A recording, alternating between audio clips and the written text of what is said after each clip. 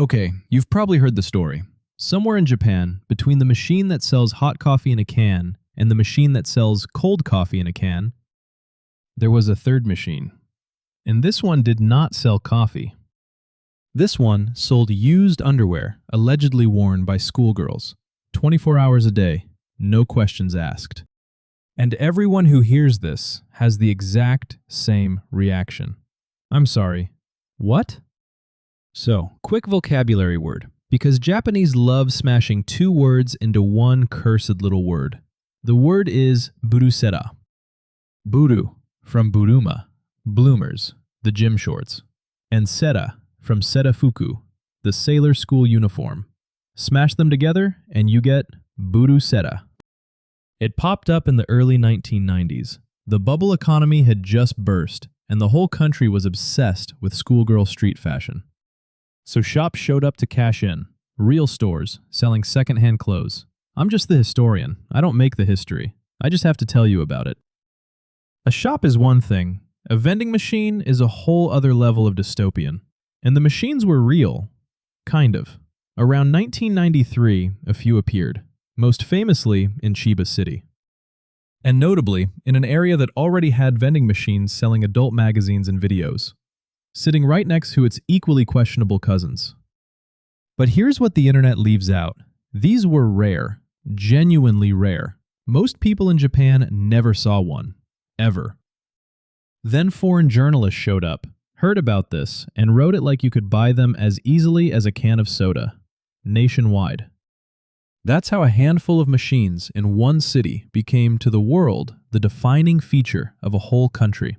It's basically the Loch Ness Monster. Except Nessie existed for 18 months in Chiba. So why didn't the police just shut it down? The answer is the most beautifully bureaucratic thing I have ever read. There was no law against it. When you write the rules for what needs a license, alcohol, tobacco, secondhand goods, you sit and list the categories. And at no point in history had any lawmaker gone, ah yes, and a clause for previously worn undergarments. Nobody saw it coming. So the machines lived in a perfect legal blind spot. Not allowed, just not forbidden. So in September 1993, the authorities reached for the one tool they had, the Antique Dealings Law. The law for antiques, meant for people reselling used cameras and vintage furniture.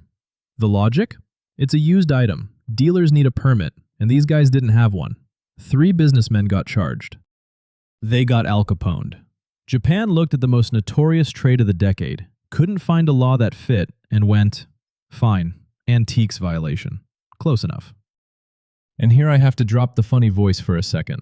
The reason this is remembered as a scandal, and not a wacky Japan curiosity, is the uncomfortable part underneath. A lot of the sellers were minors.